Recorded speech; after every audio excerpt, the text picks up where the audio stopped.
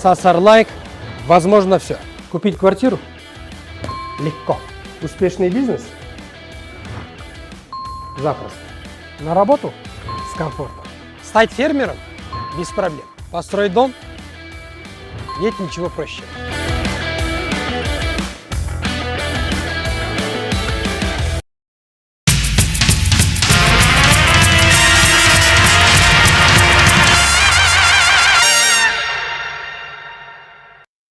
Қайырлы күн, құрметті көрермендер. Сіздермен Зе сұхбат. Қайырлы күн, құрметті көрермендер. Сіздермен Зе сұхбат. Бүгін бізде қонақта қазақстандық танымал эстрада әншісі, киноактриса, тележүргізуші, Қазақстанның еңбек сіңірген қайраткері, Қазақстан Жастар одағы сыйлығының лауреаты, педагогика ғылымдарының кандидаты, Қазақстан емес әлемдегі ең әдемі актрисалардың бірі Меруерт Түсіпбаева. Қатты кетті. Ой, мен құлағымда деп жауып алсам да болады екен. Негізі аса мақтағанды ұнатпаймын, шын айтсам. Меруерт ханым, қош келдіңіз. Қош көрдік. Бағдарламамызды бастамас бұрын кейіпкерді жақсырақ білу үшін мынандай сұрақ қойғым келеді. Айта ғой. Аспан көк, бұлақ мөлдір. Уақыт шексіз, көңіл дархан. Ал Меруерт Түсіпбаева қандай? Мен әр кезде әр түрлімін, бірақ көбінесе мен уайымшылмын.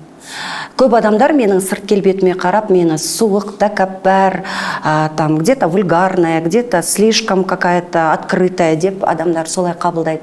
Енді мен өзім Павлодар өлкесінде өскендіктен, мен орыстардың жанында өстім. Кішкене орыс халқы ашық болады ғой, қазақтың менталитетіне қарағанда. Сондықтан айтады ғой, тұлғаның қалыптасуына 3 фактор әсер етеді дейді. Ол гені, өскен ортасы және де ата-анадан алған тәрбиесі дейді. Сол сияқты енді сол өскен ортам сондай ашық болғандықтан мен кішкене ашықтаумын. Ал негізі шын мәнінде мені жақсы білетін адамдар, мен уайымшылмын. Мен кейде суткалап есікті жауып алып жылауым мүмкін. Мен уайымшылмын, мен білемін, мен уайымшылмын. Бір сөзбен айтқанда Меруерт және уайымшылдық. Иә. Неге уайымдайсыз? Өйткені мен жүрегім назыкта, көп нәрсеге мен бола жылап қалуым мүмкін. Бірақ жаңағы айтады ғой, таңертең адамдар шыққанда бетіне масканы тартып алады да, содан кейін шығады. Мен бұл бағдарламаға келіскенімде Ренатқа айтқан болатынмын. Ренат, мен шынайы болуға тырысамын. Бәлкім кейде айтпайтын, тіпті туысын білмейтін, балам білмейтін сырларды бүгін ашып айтайын деп. Сол үшін мен сіздерге ашық айтамын. Мен уайымшылмын. Онда ашық айтуға мәселесіне келсек, мынандай сөз бар. Енді сізбен сұлулық, тереңдік, өнер жайлы сөйлеспеу мүмкін емес. Өзіңіздің жақсы сүйіп оқитын Ғабит Мүсірепов ағамыздың мынандай сөзі бар екен. Сұлу әйелді ит те қаппайды дейді. Сұлулықты ит те түсінеді дейді. Сізді ит қапқан кездері болды ма? Әрине. Мен талай жылдар бойы бір адамға ғашық болдым деп хат жаздым ғой, осы бір пост болды ғой. Мен айта алмаймын жаңағы, менің сұлулығым мені бақытты етті деп. Кейде бәлкім сұлулық адамды бақытсыз ететін сәттер болады деп айта аламын. Міне басымнан орамал да құлап жатыр. Жаңағы сұлу болу деген бақытқа бір қадам басу деген сөз емес. Сұлу әйелде бақытсыз бола алады. Кейде онсыз да сұлулығы жоқ адамдар бір бақытты болып жүреді, білмеймін. Допустим, ит демекші, ит шыққан жерден белден қаз дейді. Ит демес, алтын шыққан болса керек. Алтын шыққан жерді. Алтын? Сен қатты таң қалдым, ол не сөз деп. Алтын шыққан жерді белден қаз дейді ғой, кішкене бір нәрсе көрілсе. Сұрақ келмей қалады ғой. Басқа сұрақ қоярсыз ау, бәлкім. Иттен бөлек. Это вообще круто. Что ведущий. Атақты Александр Дюма өзінің «Королева Марго» романында Карл IX аузына мынандай сөз салады. Мен өзімнің қарындасымды Генрих Наварскийге ұзата отырып, сонымен бірге өзімнің жүрегімді королімдегі гугеноттарға табыстаймын дейді. Сол секілді сіз жүрегіңізді әлде бір гугеноттарға табыстаған кездеріңіз болды ма? Адамның мен ойлаймын жаңағы қанша сен берік болсаң да, қанша сен мықты болсаң да, патша да жылайды, патша да жаңағы шатасады, патша да құлайды, патша да сүрінеді, патша да тұрып алып жүгіреді. Сол сияқты оға патшаға қарағанда біз жүрген бір жаңағы жай ғана пенде әйеліміз ғой, нәзік жанды. Сол үшін әрине өмірде бәрі болды. Мен жаңағы жоқ, мен шалыс баспадым, жүрегімді жаңағы жараламадым деп айта алмаймын. Вот, Меруерт ханым, допустим, сіз трассада өзіңіздің машинеңізбен перк біләтсіз. Енді перк деген үшін алай болып қалар мүмкін, үшіп біләтсіз.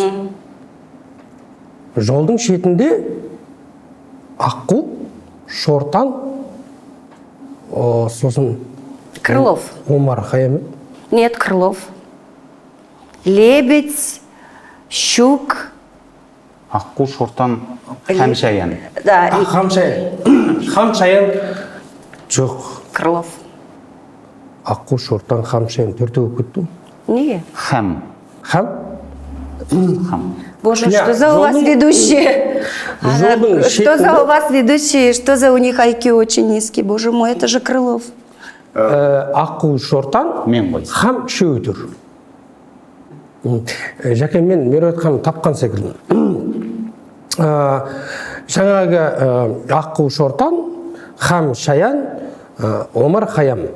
Алтау тұр деңізші. Соның қайсысын басасыз? Вы о чем вообще? Омар Хайям – это человек. А вот это вот, о чем вы говорите, это басня Крылова. Онда да алтау болып кетеді? Сіз Шаян мен Омар Хайямды шатастырмаңыз. Жоқ, онда біріктірейін екі-екіден. Онда аққу, мен шаян, шортан, Омар Хайям – Омар, это да? же великий мыслитель. Это мой любимый мыслитель. Басқасын қоя беріңізші. Өртті Шаянды да қояйық, басқа тақырыпқа ауыссақ. Сенің көзің түпсіз терең тұңғиықтан жаралған. Сонда жатар менде жатқан орындалмас бар арман. Деген өлең жолдары сізге арналған секілді. Мен ойлаймын, маған арналған өлең ол сен көріктісің, не істеймін десең де еріктісің. Маған сол өлең жақын. Өйткені қазақтың қыздарының барлығының көздері әдемі ғой негізі. Сол үшін жаңағы мен өзіме иногда скидка жасаймын да 99%. Неге? Өйткені жаңа Мұқағалидың сен көріктісің, не істеймін жаса. Өйткені сен көрікті болғаннан кейін не істеймін десең де еріктісің деген. Сол ән маған табиғатыма тым жақын. Тал бойыңда талмаған ерік күшім. Да. Не істеймін десең де еріктісің, себебі көріктісің. Маған жаңағы өлең жолдарын оқығанда сіз де елестейсіз.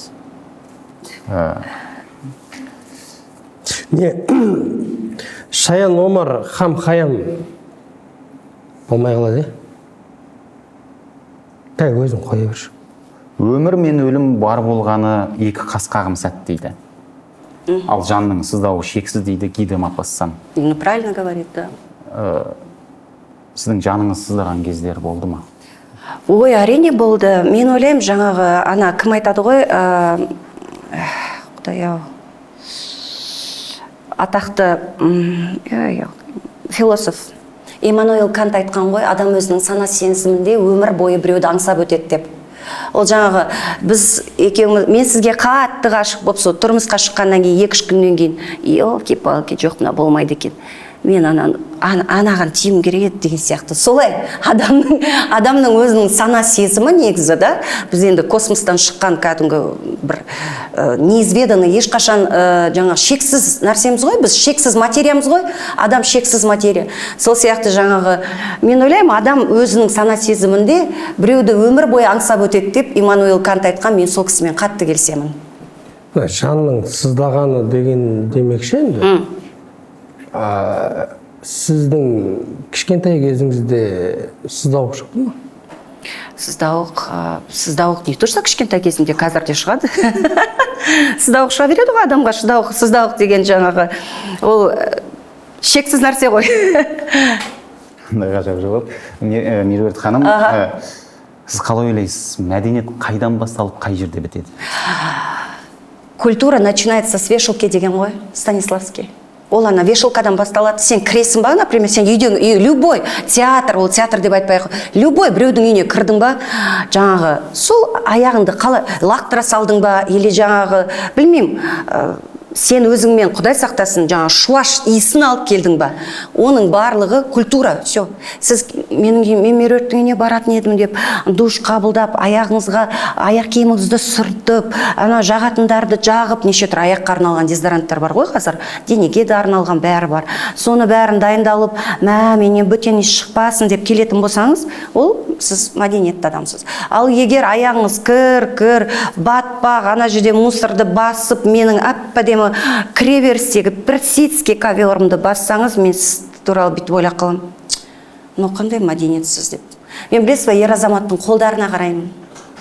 Прям қолына қараймын осылай. Қолын ұстаймын да, с ним можно дружить деймін. Да, с ним можно дружить. Ал андай қолы бір, қазір бір мен, андай қолы бар ғой, андай кір болып тұрады ғой, тырнағын астында кір тұрады ғой, все, мен жүрегім айниды. Мен ол ер азаматпен араласуым мүмкін емес. Не говоря об обуви. Ана жаңа айтады ғой, қазақтар, вообще қазақтың барлық сөзі керемет қой. Дұшпан аяққа қарайды дейді. Я всегда смотрю на обувь. Всегда аяқ киіміне қараймын. Мына кісі қызыл нәскимен отыр. Ивонқы, демекші, бізде реклама. Асарлайық, бізде барлығы мүмкін. Асарлайық, с нами все возможно. Мен де айтуым керек ма? Айтпай-ақ қой. Мына кісі керемет жеткізіп айтты. Сонда мәдениет... Вешалкадан басталады. Как ты зашел оттуда, да? Киім ілгіштен басталып, тырнақпен аяқтала ма? Тырнақ, аяқ киім, жаңағы кір. Жақсы көру мен жек көрудің арасында не жатыр? Бір секунд жатыр. Секунд. Я могу влюбиться в человека, и через какой-то... Айтады ғой жаңағы, от любви до ненависти один шаг дейді орыстар. Жақсы көру мен жек көрудің ортасында бір ғана қадам дейді орыстар. Сол сияқты мен бір-ақ секундта жаңағы, білмеймін, сондай құбылмалым ба, бір секундта адам жек көріп кетуі мүмкін. Бір ай шығарақ. Бір секундта. Секунд?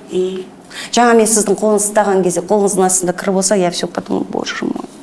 Он даже не моется. Меруерт ханым, жақсы көру демекші. Что хочешь сказать умный? Бұқа 5 сиырға шамасы келеді дейді. Содан тоқал туралы айтамыз ба? Бұқа әдемі болып тұр ма? Жоқ әлде табиғаттың белгісі ма? Енді бұл бұқаны обсуждать етпей тоқал тақырыбын айтсақ болады деп ойлаймын. Өйткені жаңағы біздің мемлекетте өзі әйтеуір барлығы тоқалдың несінде ғой жаңағы. Почему-то так сильно муссируется тема тоқалық. Сол үшін жаңағы мен не айтам? Біз қазақтың санын көбейтсек болды. Бізге сапалы қазақтар керек бітті. Біз азбыз. Тоқал ала ма ол кісі, тоқал алмай ма? Сол өзінің туған әйеліне 16 бала тудырта ма? Маған бәрібір. Мен ойлаймын жаңағы біз керемет зиялы қауымнан ұрпақ алуымыз. Сонда біз бұқа секілді болуымыз керек қой, Я солай болу керек қой, если можешь. Что-то я смотрю, ты, мне кажется, не можешь. У тебя только красные носки и все. А бұқа, кстати, реагирует на красную тряпку. Сол бұқа секілді болсам ба деп армандағым ғой. Дұрыс. Арманда, жаным, арманда, оңаша жалғыз қалғанда, есіңе мені алғайсың. Бұқа. Так? Парламент, сонда біздің парламент көп әйелдікке қарсы заң шығарып жатса, сонда қолдайсыз ба сіз? Қазақстан әйелдерінің мен мүлдем еш нәрсені қолдамаймын. Мен ойлаймын жаңағы ақылы бар еркек 5 әйелді да үндемей, барлығына тең қарап, ешкімде претензия болмайтындай өмір сүре береді. Оны жарнамалау да қажет жоқ. Ақылы бар еркек. Ал ақылсыз еркек ол бір әйелге де ие бола алмайды. Жаңа бұқа секілді ғой. Шашым түзу тұр ма? Вас устраивает? Ничего не упало? Әдейі. Бір сұрақ. Әрбір байқаған адам білсе керек. Ойбай, дикцияға салды ғой. Күлкі өзі бір мастық екен. Абай, наверное, это. Әрбір мас кісіден ғафил көп өте тұғын. Әрбір мастың сөйлеген кезінде бас ауырта тұғынын. Бұлай болғанда күлкіге салынған кісі не шаруадан, не ақылдан, не бір ұят келерлік істен құр ғафил көп өткізіп отырса керек. Осындай ғафилді көп өткізіп, өлмеген кісінің не дүниеде, не ақиретте басы бір ауырмай қалмаса керек. Абай айтты ма? Әрбір уайым қайғойлағыш кісі, не дүние шаруасына, не ақирет шаруасына өзгеден жинақырақ болса керек. Әрбір жинақылықтың түбі кәніш болса керек. Енді олай болғанда үнемі уайым қайғымен жүре аламыз ба? Үнемі күлмей жүруге жан шыдай ма екен? Жоқ, мен үнемі уайым қайғымен бол демеймін.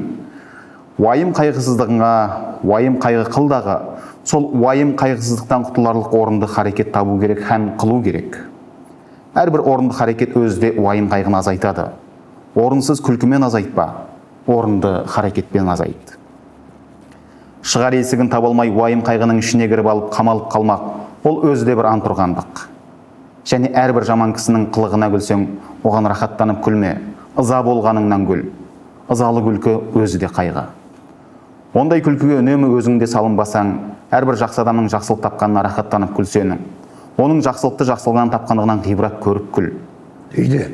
Әрбір ғибрат алмақтың өзі де мастыққа жібермей, уақытымен тоқтатады. Көп күлкінің бәрінде мақтағаным жоқ, оның ішінде бір күлкі бар-ау, Құдай жаратқан орнымен іштен, көкіректен, жүректен келмейді. Қолдан жасап сыртымен бет аузын түзеп, бай-бай күлкінің әнін сәндеп әдемішілік үшін күлетін бояма күлкі. Адам баласы жылап туады, кейіп өледі. Екі ортада бұл дүниенің рахатының қайда екенін білмей, бірін-бірін аңдып, біріне-бірі мақтанып, есіл өмірді ескерусіз, босқа жарамсыз қылықпен қор еткізіп өткізеді де, таусылған күнде бір күндік өмірді бар малына сатып алуға таба алмайды.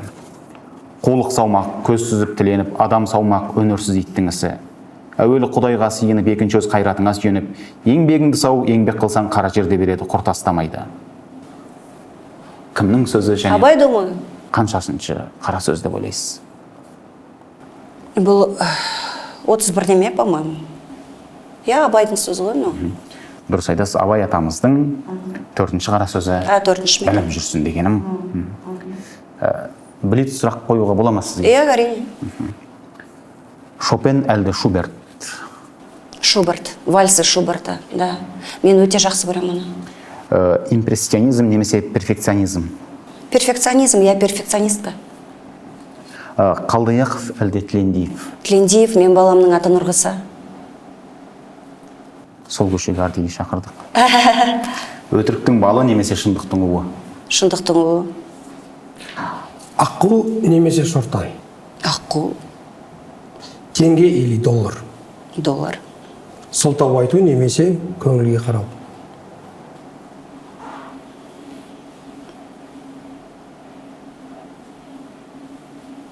Сылтау айту. Сойдың әндері немесе тойдың әндері? Цой. Алматы әлде Баянауыл? Алматы. Феллини немесе Бертолуччи? Феллини. Ван Дам немесе Джеки Чан? Кім? Ван Дам. Ван Дам немесе Ван Дам. Джеки Чан? Ақжол немесе Аманат?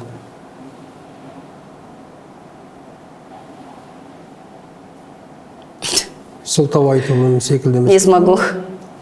Не смогу никак. Я никак не могу сказать. Очки немесе линза? Очки. Есенқұл немесе Есенғали? Есенғали. Асыра сілтеу немесе жетпей қалу? Жетпей қалу. Құрбан етумен жеңіс немесе құрбандықсыз жеңіліс? Құрбандықсыз жеңіліс. Фридрих Ницше айтқан екен, әйелдердің қарапайымдылығы әдетте сұлулығымен бірге артады деген екен. осы қарапайым және сұлу интервьюңыз үшін сізге көп рахмет. Біздермен болған актриса, әнші, қазақтың ең сұлу қыздарының бірі Меруерт Түсіпбаева. Қош, сау болыңыздар.